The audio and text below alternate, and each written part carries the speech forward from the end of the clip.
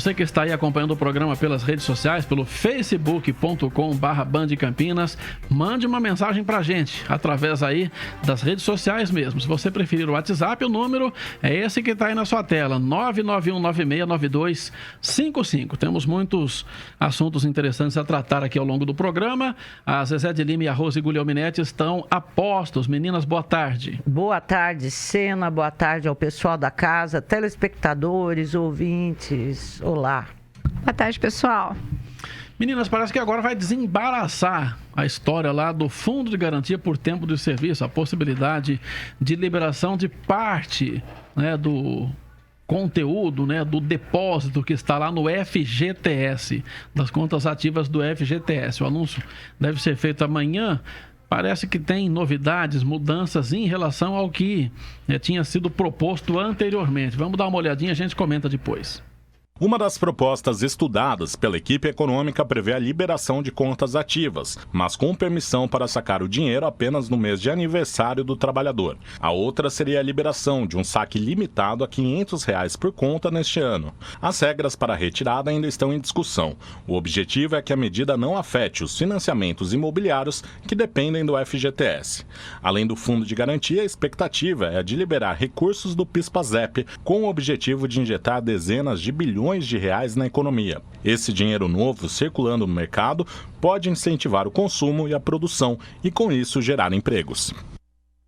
Bom, com essa mudança aí, há quem afirme que não vai gerar tanto aumento assim, vai jogar tanto dinheiro na economia assim. De qualquer forma, houve uma pressão aí do setor ligado à construção civil, já que o FGTS financia também a construção de casa própria, aquela coisa toda.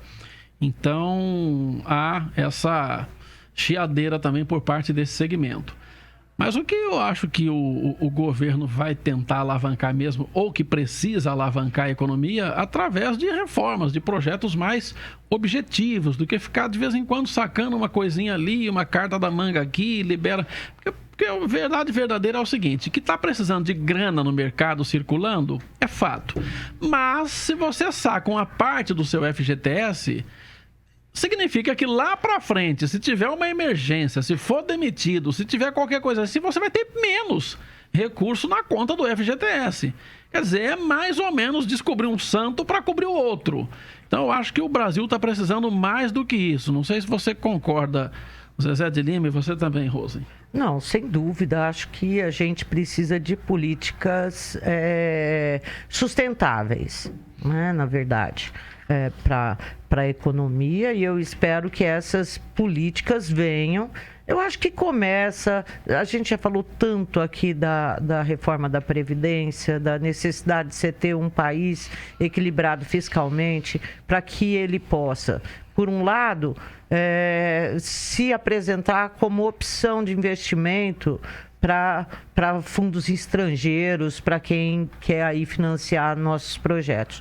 Por um outro lado, para o próprio governo ter dinheiro para ele poder fomentar aí as matrizes que ele deseja expandir. Acho que, indubitavelmente, um dos investimentos que o governo vai fazer num prazo assim, relativo após a aprovação da Previdência é a questão dos modais de transportes, né? Fomentar aí principalmente as ferrovias. Eu acho que o governo deve vir grana de fora, mas o governo tem que ter dinheiro para também ajudar nesse sentido e estimular e catapultar aí esses investimentos. Então, eu tenho a impressão, Sena, que isso vai rolar assim que se equilibrar fiscalmente, e devem vir outras medidas econômicas. Acho que o governo tem pegado bastante no ponto de reformas trabalhistas, não sei se esse é o caminho, mas há de ver também outras ferramentas que ajudem a economia a começar a andar num ritmo mais acelerado. A gente está precisando há 5 anos disso. E se parar de inventar crise, já ajuda bem, né? Já ajuda bastante. Embora eu não goste, por exemplo, de ouvir essa história, aí o governo não mudou os planos por causa da construção civil. Eu não aceito que o governo ele seja induzido a isso ou aquilo por segmentos. Isso é impossível, porque segmentos eles sempre têm os seus interesses próprios. E nós temos um governo que tem que ter um interesse maior. Um interesse que é o interesse do povo brasileiro. Não interessa se é do setor de construção civil, de indústria pesada, do agronegócio, não interessa. Né? E isso chega a me irritar um tanto, sabe? Eu concordo com você, Zezé, mas eu digo o seguinte, além de ter essa questão de lobby para todo lado, cada setor quer defender o seu quinhão. Por outro lado, o governo também não ajuda muito quando ele lança qualquer coisa sem um estudo prévio. Então, isso que eu penso, será que não? Acho que não, porque daí ele retoma, vai conversar de novo e muda. Mas, por exemplo, porque se ele faz um estudo concreto, de forma categórica e com dados, com números irrefutáveis, quando vem essa choradeira, ele responde e explica. Então, porque o governo havia dito a semana passada que o fundo imobiliário para investimentos no segmento, esse daí estava preservado.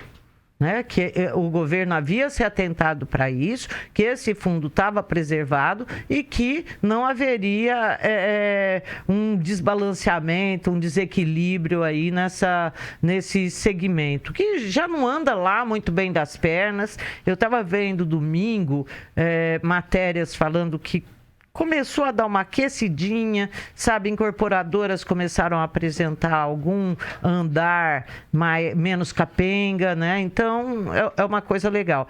Mas, então, isso me deixa chateada.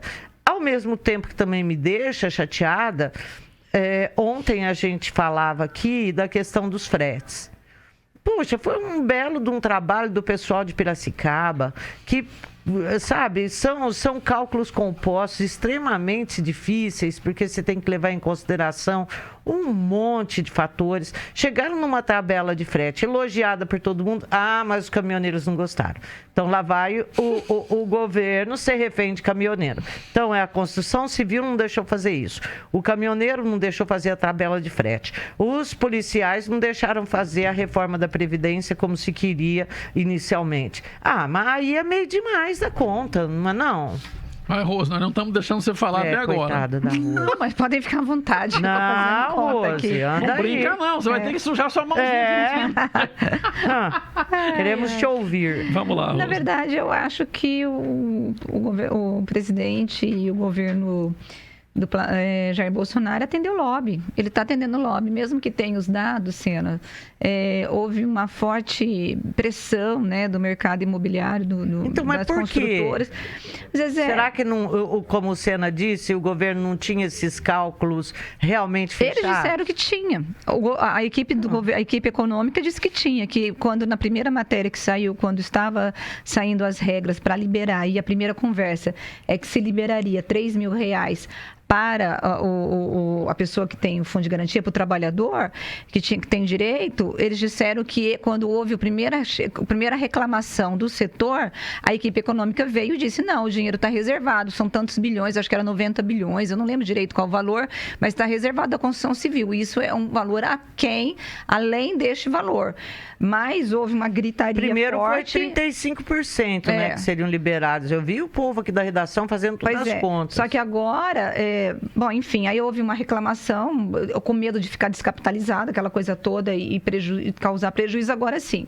O que eu fico imaginando, Zezé, é se a construção civil não colocou para eles que aquele tanto que tem lá é insuficiente, mas existem regras, né? Existe a lei determina o percentual que você manda para a construção civil. Sim. O que foi colocado, Sena, é que se o governo liberasse esse tanto de grana que ele estava querendo liberar para o brasileiro, para o trabalhador, iria gerar um fechamento de vagas indiretas e indiretas no total de 1.600 vagas, 1.600.000 vagas. Não sei se você se lembra disso, Zé. Sim.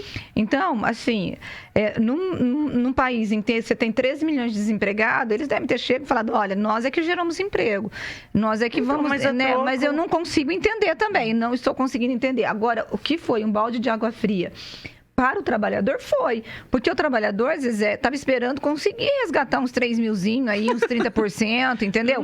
Agora com R$500 não faz cócegas, não faz cócegas. E outro problema... Se não ficar esperto, gasta assim, ó, chumba, põe na carteira e desaparece. E outro problema, Sena, com 3 mil, havia até uma justificativa para a Caixa Econômica abrir aos finais de semana, pagar hora extra, movimentar toda uma estrutura para atender esse cliente.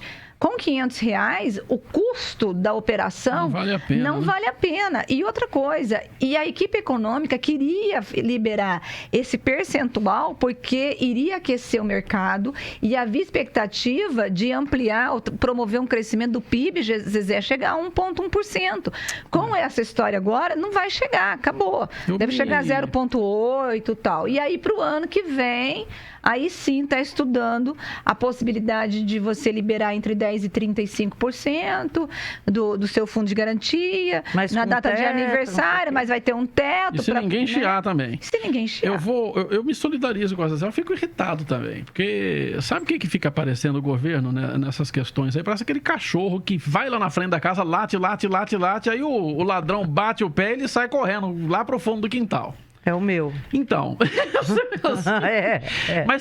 mas tem uma coisa além disso, Zezé e Rose, é que o governo age assim em questões técnicas, onde a gente imagina que uma equipe bem organizada, bem trabalhada, faz um estudo antes. Quando é uma questão ideológica, como o anúncio do filho lá para ser embaixador, todo mundo reclama, ele não mexe 1 milímetro. Isso. Aí ele sustenta aquilo sustenta até o fim. Então, é uma coisa estranha essa parte, viu, no governo Bolsonaro, que eu ainda não entendi. Você pode ter a explicação técnica melhor do mundo. Chega lá, alguém reclama, vamos ver de novo, aí reúne de novo, vai desidratando a proposta, muda.